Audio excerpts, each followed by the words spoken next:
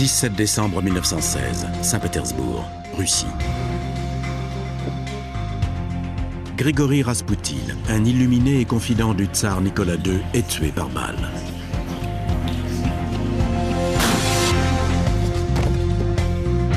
Ces assassins sont des Russes qui craignent son influence grandissante sur la famille impériale.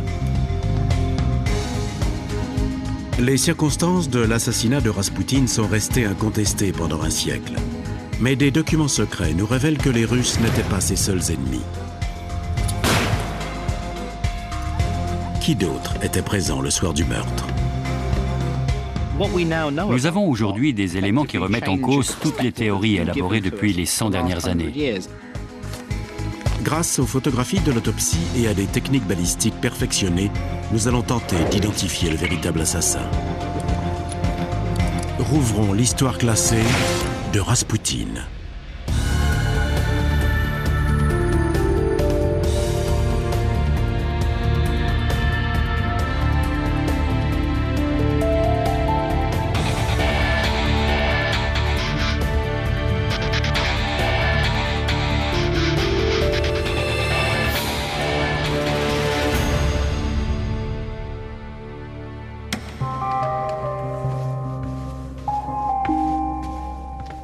« 1905, le tsar Nicolas II gouverne la Russie impériale.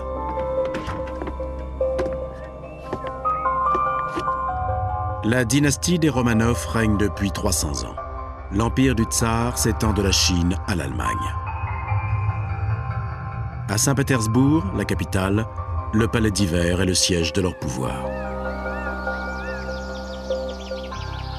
La tsarine Alexandra est allemande. Elle a eu 5 enfants du tsar. 4 filles et un garçon, Alexeï, le plus jeune et l'héritier du trône. Mais derrière le faste, le couple impérial cache un secret qui le ronge. Alexeï est né avec une maladie qui menace leur dynastie. L'hémophilie est une maladie héréditaire qui empêche le sang de coaguler. À l'époque, il n'existe aucun remède. Une mauvaise chute peut être fatale.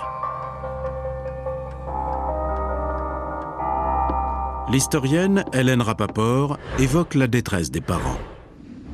Ce n'était qu'un enfant. Il voulait être un petit garçon comme les autres, courir et s'amuser. On le surveillait à longueur de temps, mais il arrivait qu'on relâche la tension et il suffisait d'1 seconde pour qu'il se cogne quelque part. Le pauvre petit souffrait le martyre.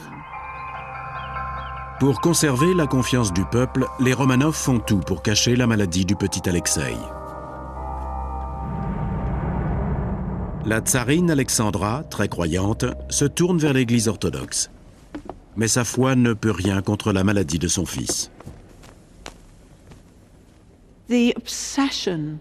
À l'époque, offrir un héritier à la couronne était une véritable obsession. On peut donc facilement comprendre sa hantise qu'il arrive malheur à son fils unique. Et c'est là que Raspoutine entre en scène. Le 1er novembre 1905, dans ce climat de désespoir, un mystérieux visiteur fait son entrée. C'est Grigori Raspoutine, fils de paysan sibérien et guérisseur. L'historienne Charlotte Zibvat est spécialiste de la famille impériale russe. Les Saint-Pétersbourgeois de la fin du XIXe siècle et du début du XXe étaient très friands d'histoires mystiques et d'expériences spirituelles. Raspoutine a donc utilisé cette faiblesse à son avantage. Grâce à ses soi-disant pouvoirs mystiques et ses dons de guérisseur, il devient la coqueluche de la haute société. Brian Moynihan est spécialiste de l'histoire de la Russie. Il débarque à Saint-Pétersbourg comme un fantôme surgi du passé. Il appartient à un autre monde. Il fréquente les salons de thé, les soirées mondaines.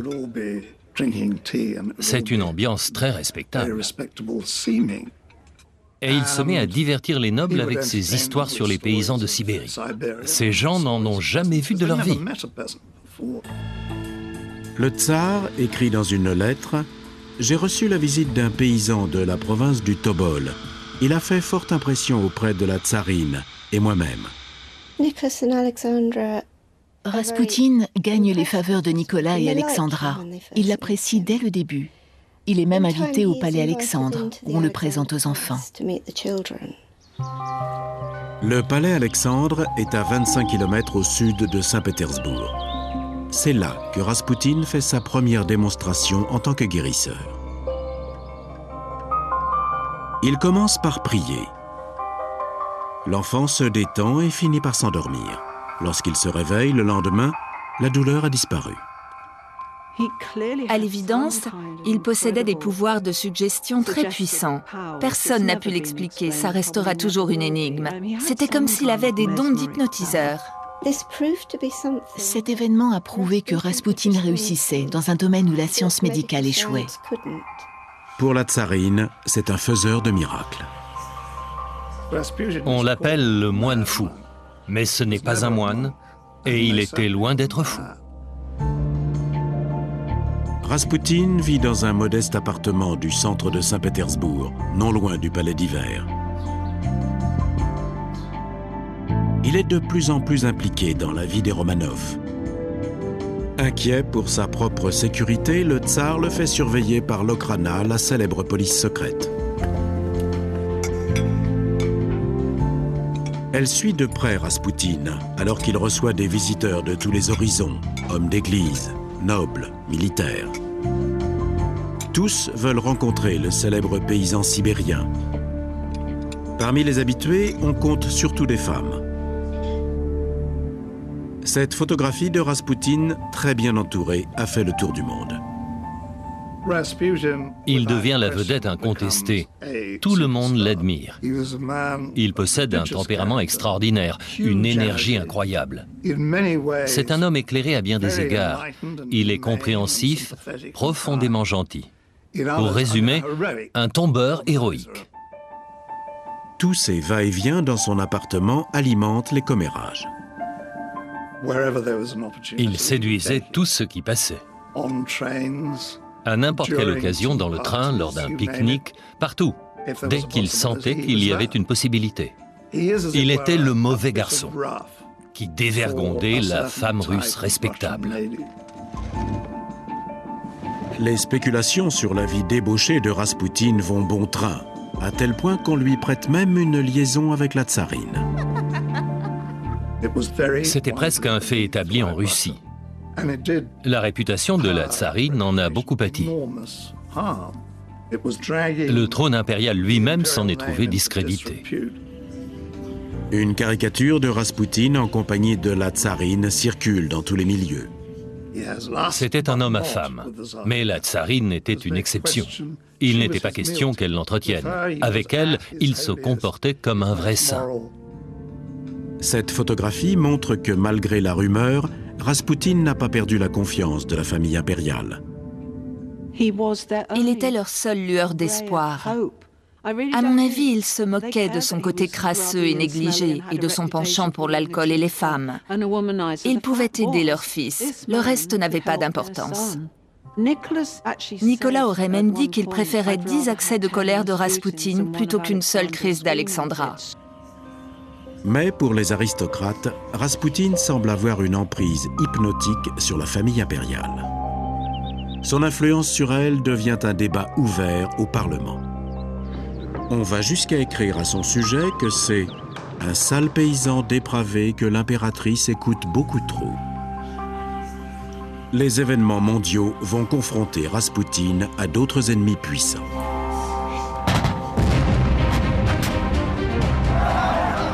En 1914, l'Europe est en pleine guerre mondiale. La Russie s'allie avec la France et l'Angleterre dans un combat sans merci contre l'Allemagne. Les succès militaires ont été suivis de défaites sans précédent et le moral des Russes était très ébranlé. À la fin du mois d'octobre 1915, la Russie subit les conséquences de la guerre. Environ 1,5 million de soldats sont blessés ou tués. Raspoutine est un pacifiste. On dit qu'il aurait suggéré au tsar de retirer ses troupes et de faire la paix avec l'Allemagne. Le poids que représente Raspoutine attire l'attention des services secrets britanniques. Dans leur quartier général de l'hôtel Astoria à Saint-Pétersbourg, leurs agents craignent pour la stabilité des forces alliées.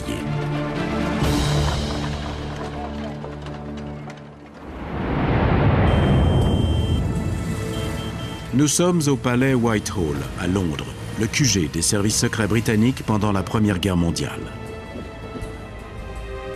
L'historien Andrew Cook a eu la permission de réexaminer des dossiers gardés secrets. Les services secrets britanniques étaient tout à fait conscients que Raspoutine était une figure d'influence en Russie. Ils étaient au courant qu'il organisait en secret un traité de paix indépendant avec les Allemands. Durant l'hiver 1916, l'Allemagne est sur deux fronts. À l'ouest, contre les Français et les Britanniques, et à l'est, où le combat contre la Russie est d'une violence sans pareille. Si les Russes se retiraient du combat, l'issue allait être fatale pour les Anglais et les Français. Les Anglais ont calculé qu'en 2 ou 3 semaines, 4 au maximum, l'armée allemande pourrait faire une percée dans les défenses françaises et britanniques et envahir le front ouest. Avec la sécurité interne russe et les services secrets britanniques contre lui, Raspoutine devient l'ennemi à abattre. D'après les archives de l'époque, un membre du cercle privé des Romanov aurait décidé que Raspoutine devait cesser de se mêler de la politique interne. Le prince Yusupov est l'héritier d'une des plus riches dynasties de Russie. Il a tout du dandy oxfordien. Il appartient à la fine fleur de l'aristocratie conservatrice. Et pour lui, la situation est inacceptable. Félix Yusupov considère Raspoutine comme un obstacle majeur dans cette guerre. En d'autres termes, cet homme est devenu un élément perturbateur qu'il faut éliminer à tout prix. Le 16 décembre 1916, Yusupov invite Raspoutine à une réception qu'il donne dans son château sur les bords du canal Moïka. Connaissant la faiblesse du prétendu homme d'église pour le beau sexe, Yusupov lui promet un rendez-vous avec sa femme, la belle princesse Irina, qui est aussi la nièce du tsar. En réalité, la princesse n'est pas présente. Le piège est tendu. D'après le témoignage de Yusupov, Raspoutine apprécie son hospitalité. Mais au lieu de sa femme, c'est un groupe d'hommes qui l'attend, caché à l'étage.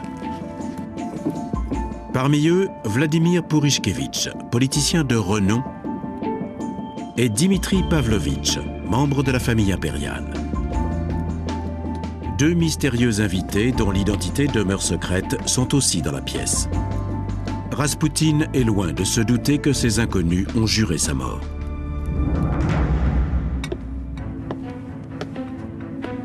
Yusupov lui offre des gâteaux recouverts de sucre.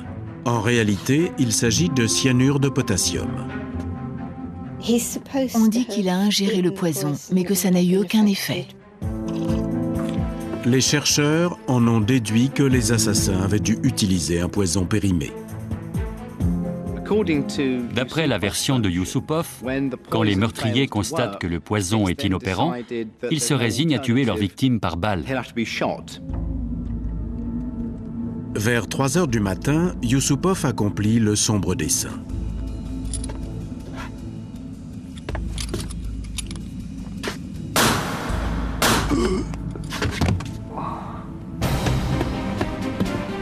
Il retourne voir ses complices pour annoncer que Raspoutine est mort. Lorsque le prince retourne auprès du corps, Raspoutine, dans un ultime effort, le saisit par le cou. Yusupov appelle à l'aide et se libère. Avec une force quasi surhumaine, le guérisseur tente de s'échapper par la cour. C'est alors qu'un autre conspirateur, Pourishkevitch, pointe son arme sur lui. Selon le témoignage de Pourishkevitch, Raspoutine reçoit d'abord une balle dans le dos, puis une deuxième derrière la tête.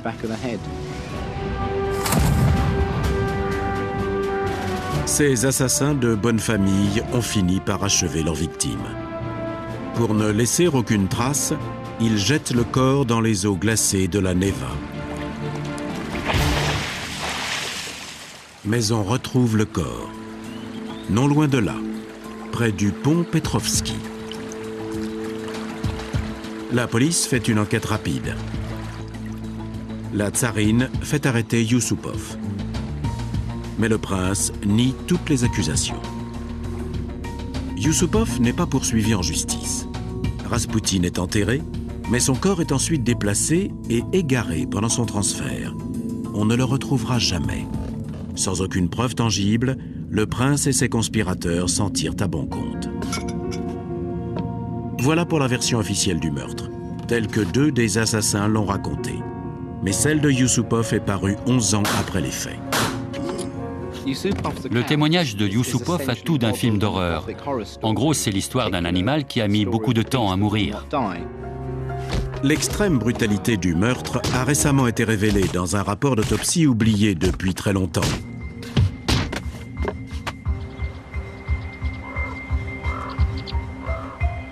Enfouie parmi les archives russes, voici une série de photographies uniques, prises juste après le meurtre. Elles n'ont pas été publiées à l'époque et ont été conservées pendant plus de 80 ans.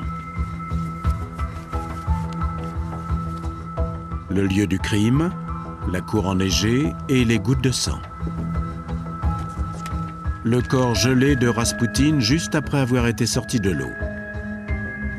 Les étapes détaillées de l'autopsie qui a été pratiquée. Son corps est recouvert de bleu. Des impacts de balles, dont l'une semble avoir été tirée tout près de la tête. Et non pas par derrière, comme le racontent les assassins. Purishkevich et Yusupov ont affirmé que la blessure à la tête avait été faite en tirant à distance. Derek Pounder est un éminent pathologiste judiciaire et il se replonge dans le passé pour étudier l'autopsie pratiquée en 1917. J'ai été très surpris en découvrant ces photos. Je ne savais pas qu'elles existaient.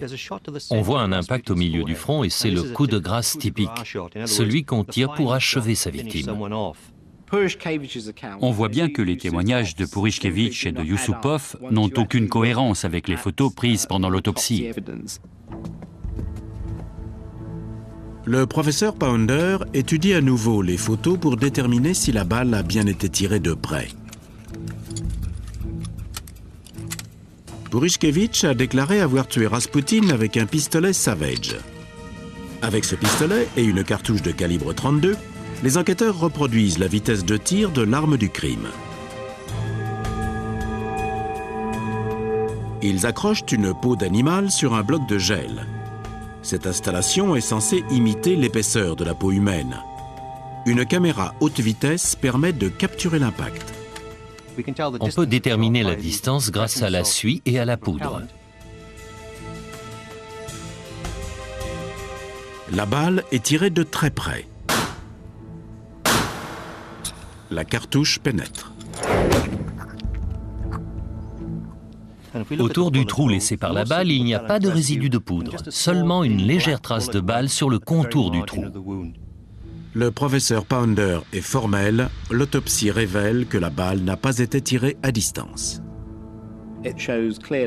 On voit très bien que le coup fatal a été porté de face et à bout portant.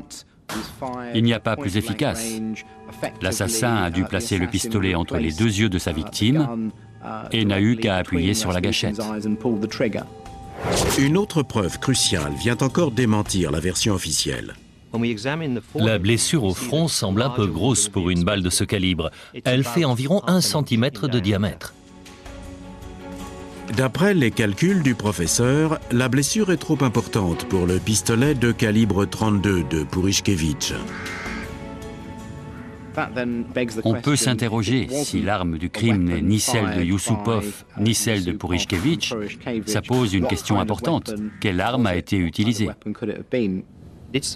Ça ressemble à un impact de revolver Webley de calibre 455.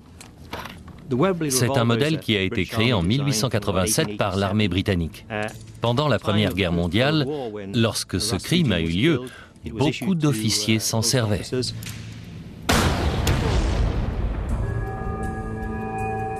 Ce Webley tire des balles non chemisées en plomb et de gros calibre. Le pistolet Savage tire des cartouches chemisées plus petites et la balle est recouverte de cuivre. Les balles non chemisées ont été interdites en 1907 car elles n'opéraient pas d'entrée nette sur la cible.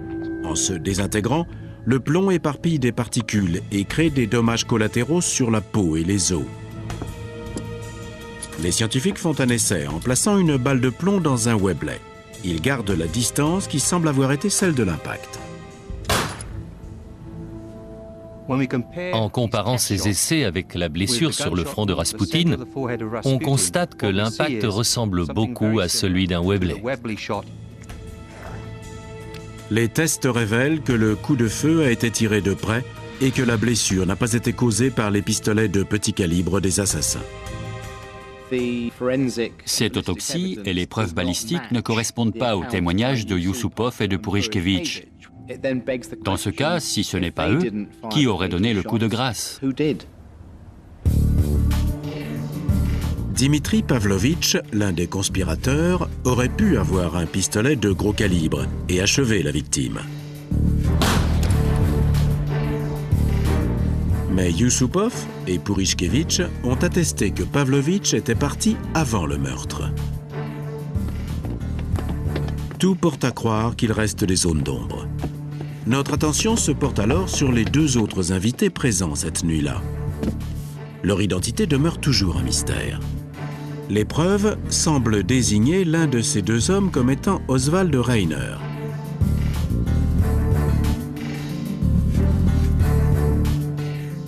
Reiner a rencontré Yusupov à Oxford 7 ans plus tôt. Plus tard, Reiner a avoué à sa famille qu'il était présent lorsque le meurtre a eu lieu.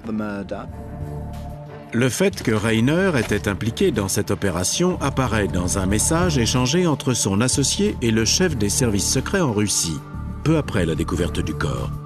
Voici ce qu'il dit. « Malgré des circonstances imprévues, notre objectif a été atteint. La disparition des forces obscures, nom de code de Rasputin, a été bien accueillie. Certaines questions indiscrètes ont été posées sur l'éventualité d'un réseau plus large. Reiner règle quelques détails. Cependant, l'un des assassins a attesté que les deux inconnus étaient des soldats russes. On sait que beaucoup d'agents secrets britanniques en mission en Russie portaient des manteaux et des uniformes russes qu'ils s'étaient procurés d'une manière ou d'une autre. Il était donc fréquent de voir un Anglais en uniforme russe. Pour moi, les preuves convergent vers le fait qu'il y avait au moins 2 officiers britanniques ce soir-là. Cette théorie nous permet de retracer les événements qui ont eu lieu ce soir de décembre 1916. 3 heures du matin, palais de Yusupov. On tire sur Rasputin.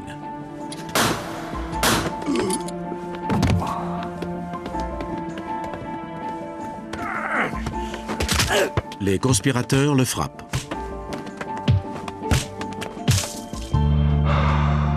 On lui lie les mains. C'est un travail de sauvage. Ils veulent le tuer, mais ils ne savent pas comment s'y prendre. Ils l'allongent sur le sol. Selon la version d'Andrew Cook, Oswald Reiner, l'agent britannique, est debout au-dessus de la victime. C'est à ce moment précis que l'officier britannique prend la décision de dégainer son revolver. Et il tire à bout portant pour ne laisser aucune chance de survie à sa victime.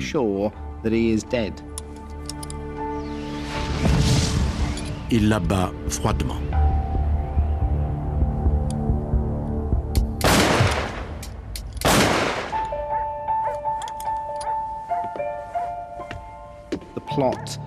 Pour moi, le mobile se résume en ces termes. Rasputin était partisan du retrait de la Russie et les services secrets britanniques voulaient l'éliminer. La meilleure solution pour eux était de mettre en scène cet assassinat par les Russes pour que des témoins les voient. Il fallait faire croire que les Russes avaient commandité le meurtre. Les meurtriers n'avaient pas prévu que le corps serait découvert. Un siècle plus tard, de nouvelles autopsies laissent planer le doute sur l'identité de l'assassin.